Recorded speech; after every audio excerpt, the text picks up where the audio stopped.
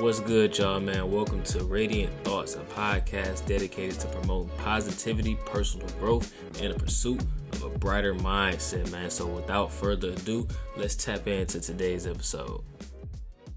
What's good, y'all? Welcome back to another episode of Radiant Thoughts. I'm your host, KP, and today we're going to talk about this thing up here, or what you got inside that thing up there. Not necessarily your brain, but the mindset. We're going to talk about mindset. Today's topic, mindset madness. So stay tuned in as we dive into it, man. I'm going to give y'all steps to cultivating a better mindset.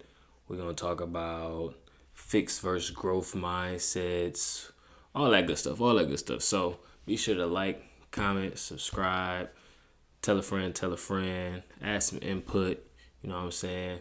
So let's get into it. So first I want to start off with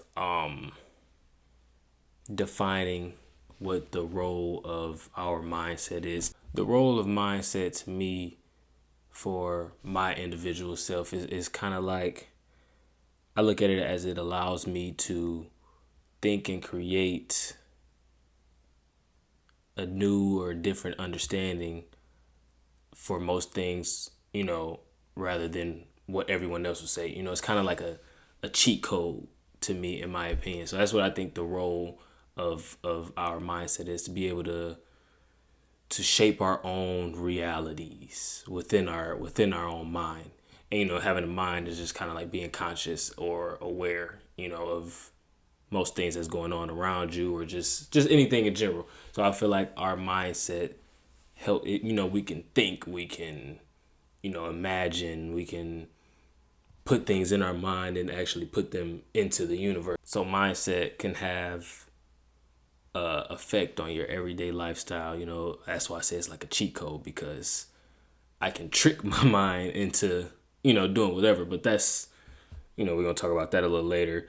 So that's what I feel like the role of mindset is, and I want to get into fixed versus growth mindsets. What I view a fixed mindset as, this is my definition: believing there isn't any opportunity for more, or allowing for a ceiling, or having what they call a half empty mindset, cup half empty.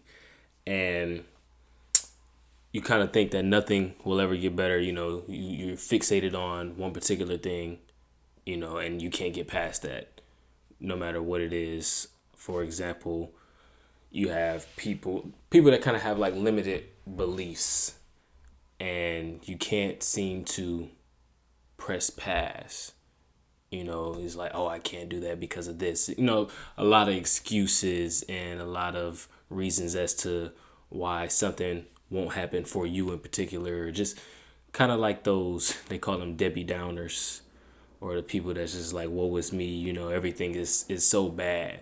There's no optimism. That's what I feel like having a fixed mindset is. And for a growth mindset, I say operating in abundance, knowing that there is opportunity for more, always looking to expand, and having the glass half full mindset. And I believe this is called growth mindset because you're able to grow with having those type of thoughts. So if you're operating with abundance, you always know that there's more out there. There's more that I can attain. You're willing to learn. You're willing to press forward and keep going and do whatever it is that you need to do. A lot of times we have fixed mindsets and we don't even notice.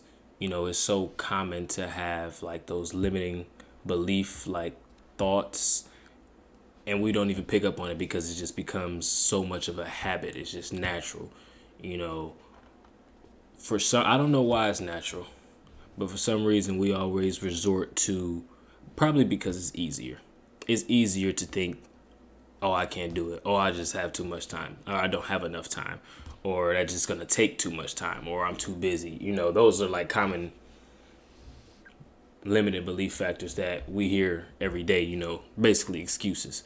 But it's easier to do that instead of thinking in abundance And I think that's why we so often resort to those. But we have to be able to identify those as a fixed mindset so we can be able to grow out of it.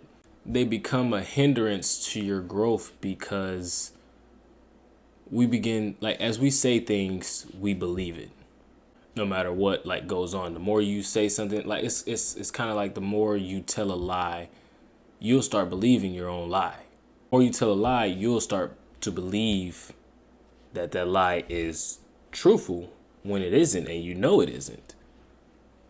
It's kind of the same thing with these limiting beliefs. So I have some, which I kind of mentioned earlier, but like saying, I can't do this, I can't do that.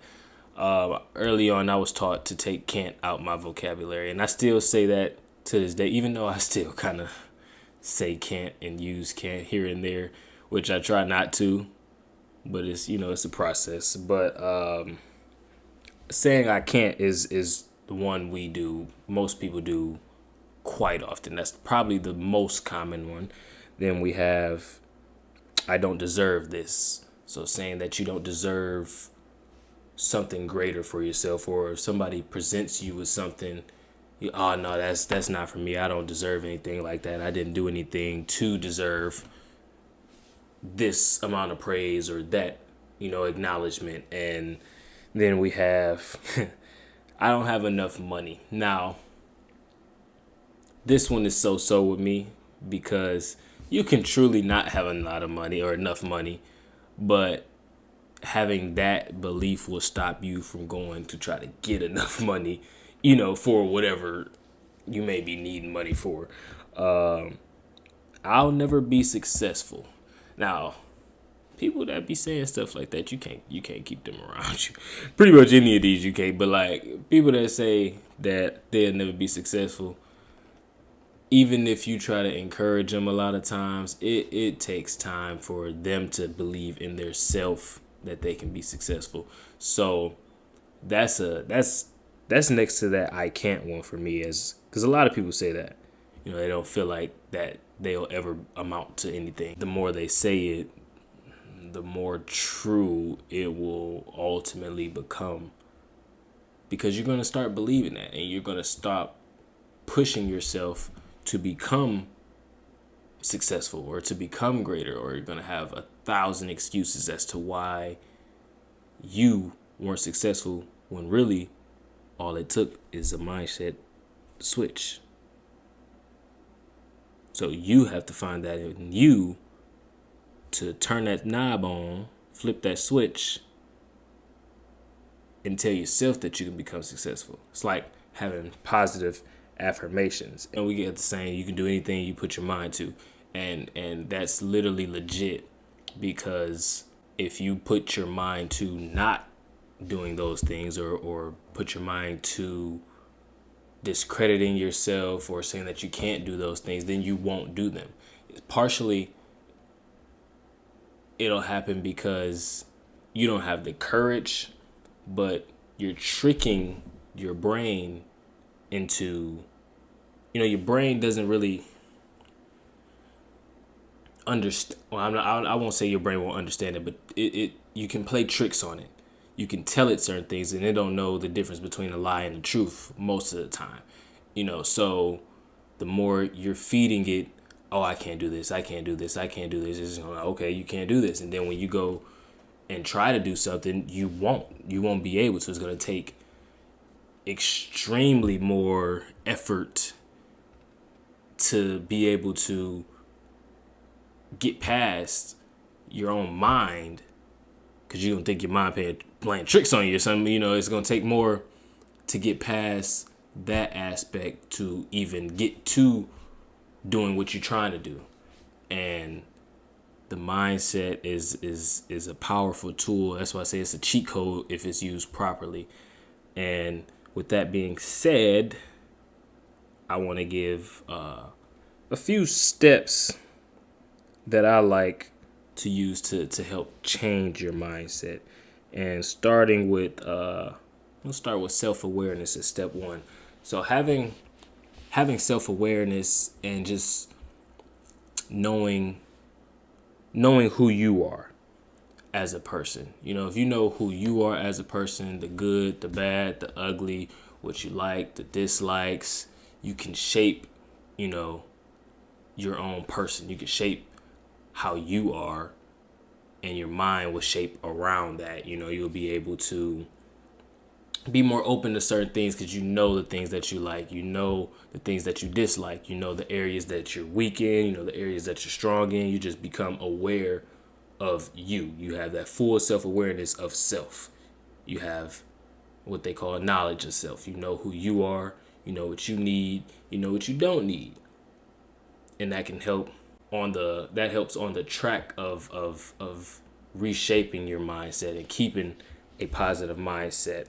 You'll be able to recognize like negative thought patterns when something isn't in alignment to what your mind is used to dealing with. I would say when you become self-aware, you'll notice what isn't aligned with what you're normally doing.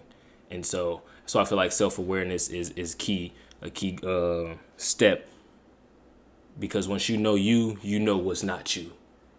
And when something goes on in that mind, it's like having the friends around you that feed you the negative energy, and you're like, wait a minute. Nah, I know that ain't me, so don't move around with that. It's that type of vibe. So step 2, which I spoke on earlier, is positive affirmations.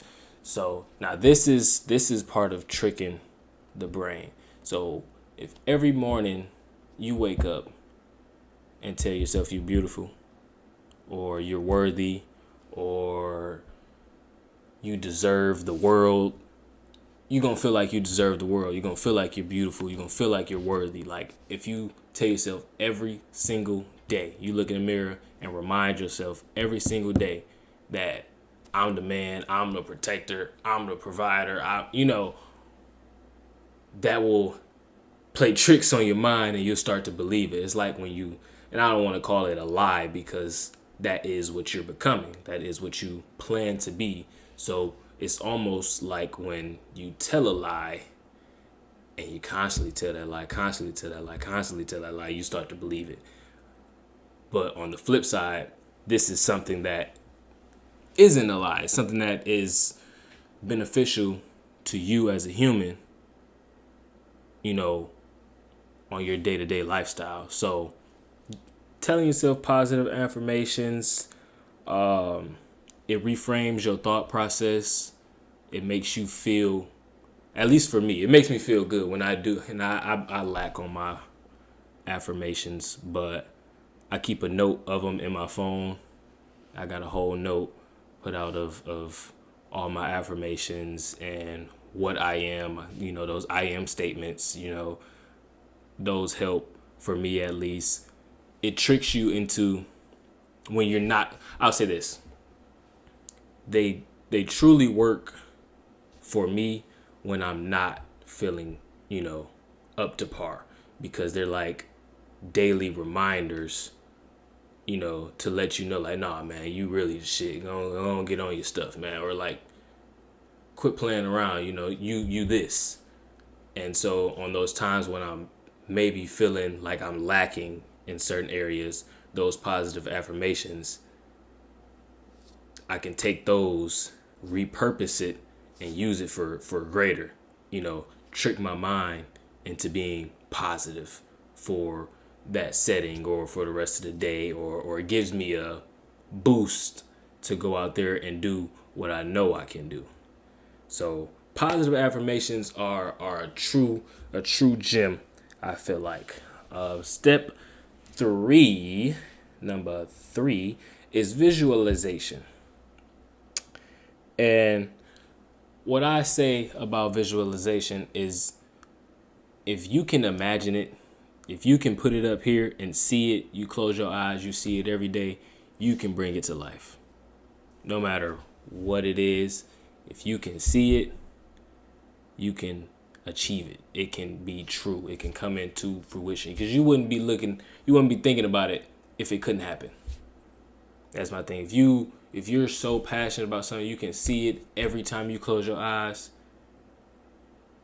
it can come into fruition. And so the more often you visualize and think about it, and every time you close your eyes, you see that trophy right there. You see that prize right there. Every time you close your eyes, you can go grab that.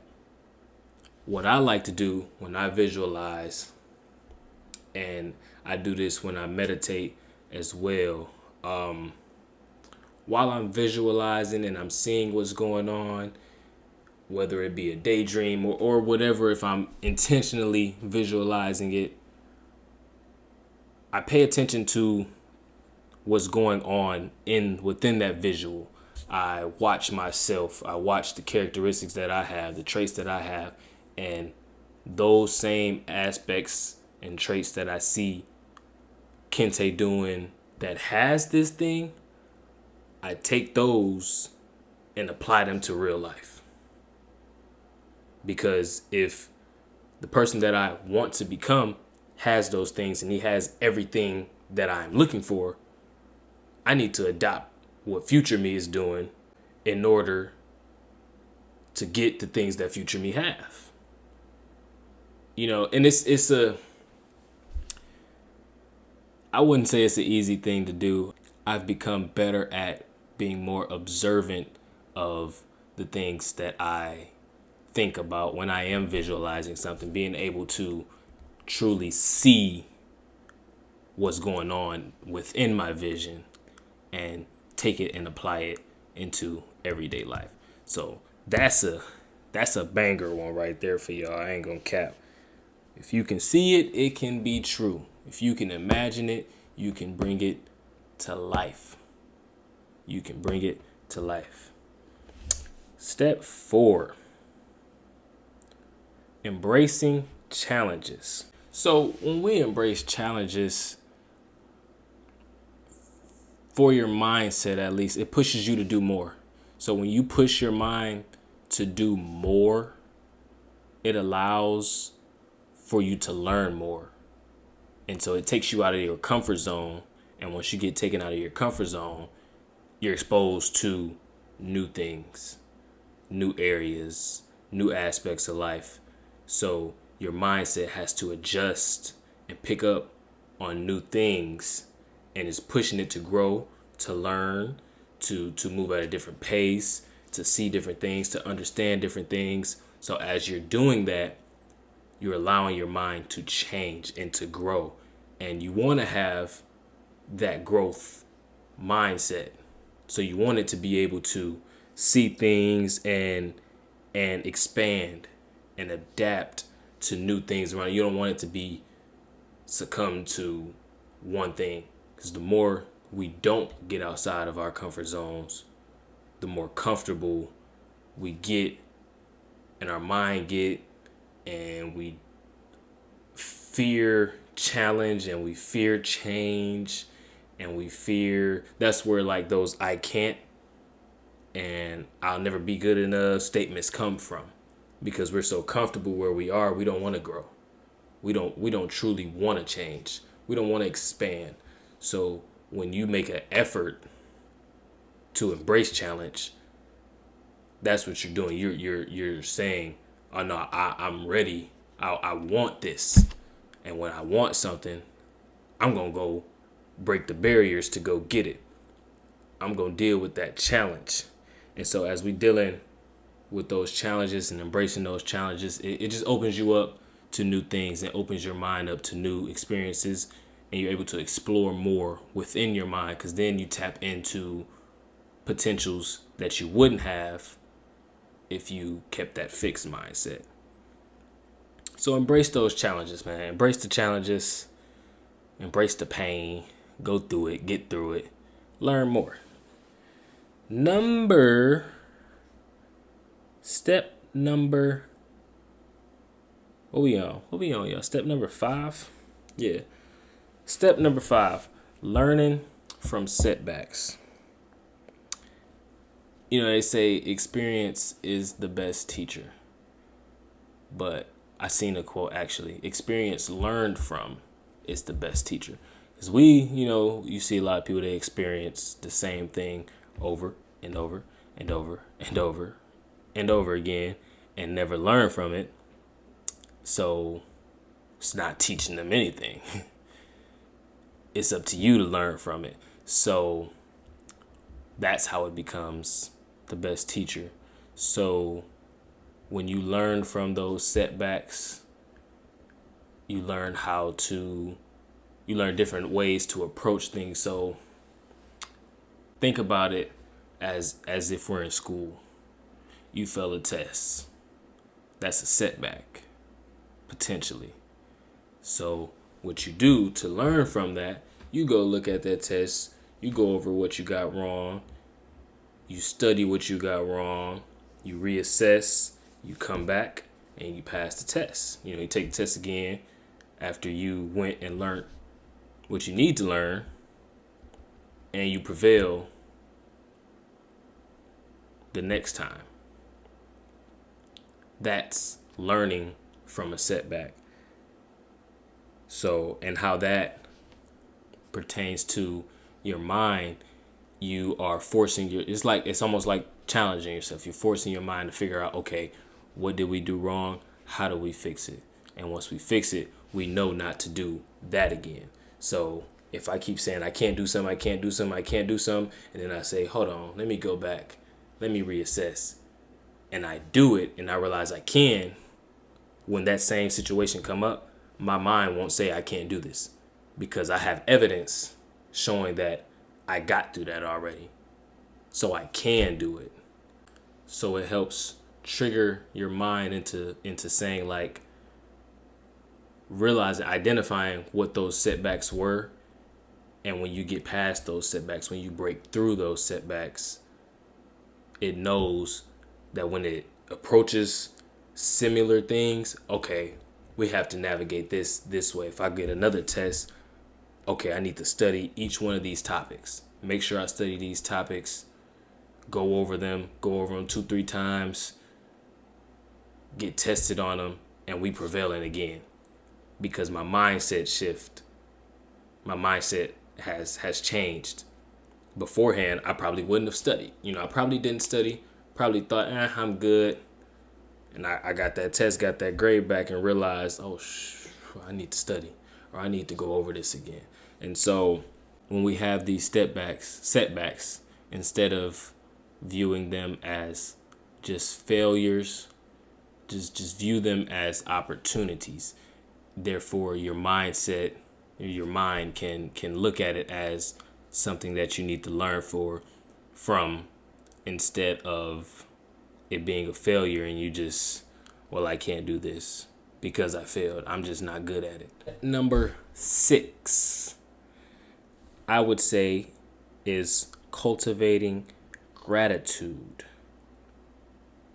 But when you show gratitude to other people or other situations, or just showing gratitude in general, for me, showing gratitude makes me feel good. Giving somebody else praise for the things that they are doing well, or things that they have done for me, helps me feel better about myself. It's kind of like having good karma, almost, like intentionally showing gratitude for what somebody may have done for me, or just giving thanks to other people. Because if you can make somebody else feel good, you feel good about making them feel good. It's kind of like I give you thanks and praise, and you become joyous about that thanks or praise. It makes me feel good. So, which tricks my mind into, if I feel good, my mind notices that, okay, we should do more of this kind of thing. So it's almost like you're intentionally making somebody feel good to make yourself feel good. It kind of sounds selfish in a way, but you want to be selfish about yourself. I feel like you should be a little selfish here and there. But I'm not saying just do it, and not have a reason to do it. But the more you have reasons to give gratitude and give thanks, I feel like will make you feel that in return. Like I said, it's kind of like having, that good karma. It's like instant karma. At least that's how I feel it. It is, it's kind of like instant karma, just because if I give somebody a compliment and they turn back around and give me a compliment, now we both feeling good. So I'm gonna give more people compliment. It's just kind of that type of thing. It's a reciprocating action almost. We have number 7. We almost done here.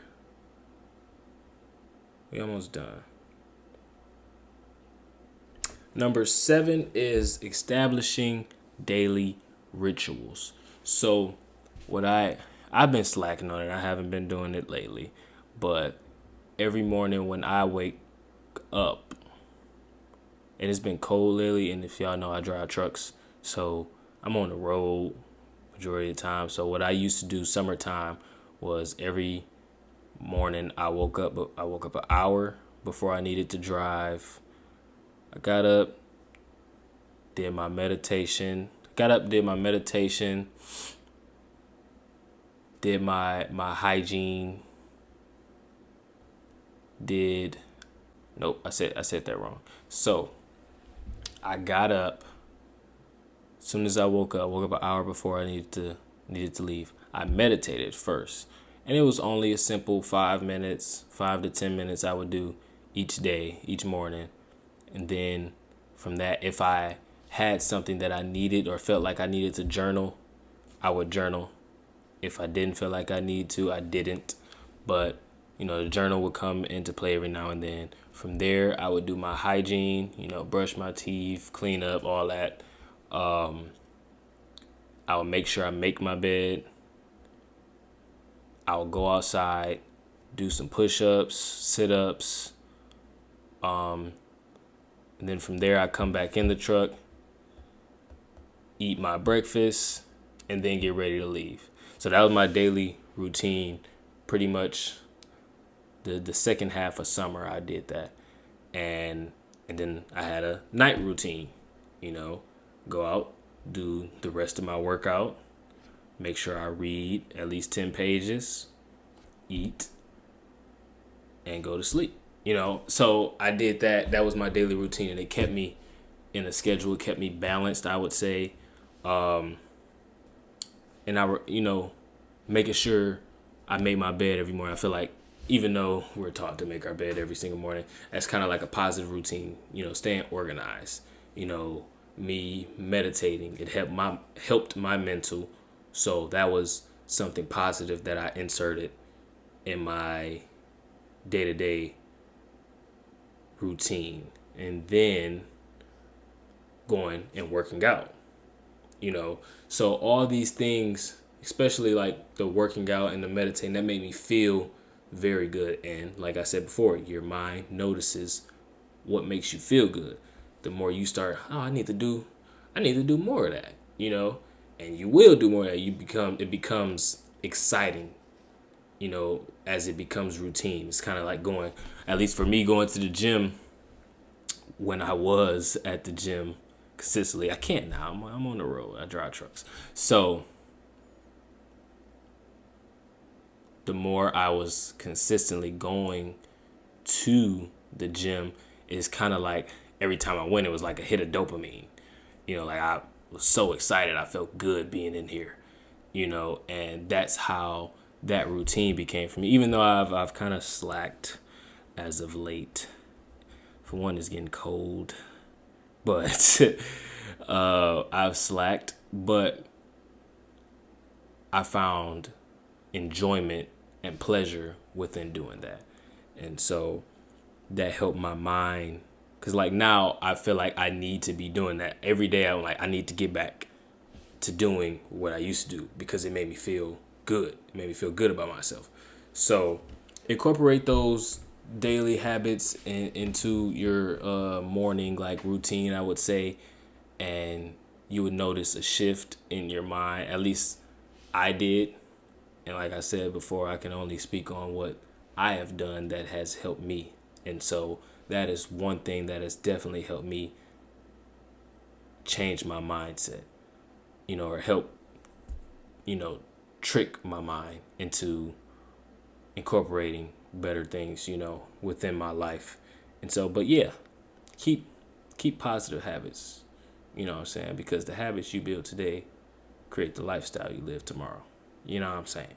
So, and last but not least, step 8. I ain't come with 10 steps. I came up with 8. Surround yourself with positivity. I can't stress that one enough, because if you are constantly surrounded by negative energy, negative activity, more than likely you're going to fall victim to those same negative activities. So you have to literally separate yourself from certain things when you're trying to grow. And it's hard for a lot of people. Sometimes it's all people know. But if you truly, truly, truly want to have that growth mindset, to change the way you think, to change the way you're doing things, then you have to separate yourself from the negatives. For me, being a truck driver kind of helped accelerate that process for me, because I was gone 2-3 weeks every, before I came home. And so, but I won't say I intentionally did that. I wanted to become a truck driver at the moment, but when I started on my self-improvement journey, I knew that, okay, I can utilize me being gone to get myself better. I'm not around those same environments. So I intentionally took myself out of those environments by being in the truck and being gone. And so I was less likely to go get into the negatives. So, and even talking to certain people, on whether it be on the phone or being around certain gossip or certain things that just give off negative energy, when you want better, you need to get away from that. And they say you are who you hang around. Birds of a feather flock together. And I believe that statement is 1,000% true. Even though you have some stragglers when it comes to that, but more often than, like, 9 times out of 10, 99.99%, you're going to be who you hang around. Flat out. So you have to learn to grow and change from those negatives when you want more. And so that had helped me tremendously when it comes to affecting my self-improvement and developing myself and learning how to get into other things that I probably would not have been into if it wasn't for me leaving. So those are my 8 steps, to improving or to change, your mindset for the better. I would also like to say I read a lot of books. So some of my favorites that I read when it comes to mindset, Atomic Habits. I wouldn't say that's necessarily just a mindset book, but it has some tangibles in there that you can take and apply. The Subtle Art of Not Giving a F. It's definitely one of my favorites when it comes to changing how you perceive certain things and dealing with certain things. So I highly recommend that book. And The 4 Agreements. That's definitely the one. So those 3 I would recommend starting with. 4 Agreements, I would start with that one, and then the other 2, whichever way you want to play it. But those helped me, as I started to grow and become different, and evolve myself and change myself. So I would recommend those to you guys to start your own self, improvement journey. So with that being said, man, this is the conclusion of this episode. Per usual, man, I would love to get some feedback. Let me know what you guys think. Let me know what you guys have done to help change your mindset. What things do you do to help you get to that next level? And if you don't agree with some things I say, let me know. Or if you do, tell me that you do. Just leave a comment, like it, subscribe it, hit the bell so you can get alerted whenever I do post. Tell a friend to tell a friend. I'd appreciate it. As always, I appreciate y'all for tuning in with me. It's your boy KP. This is on all platforms: Apple Podcast, Spotify, YouTube, all that. Go run it up, stream it. Peace.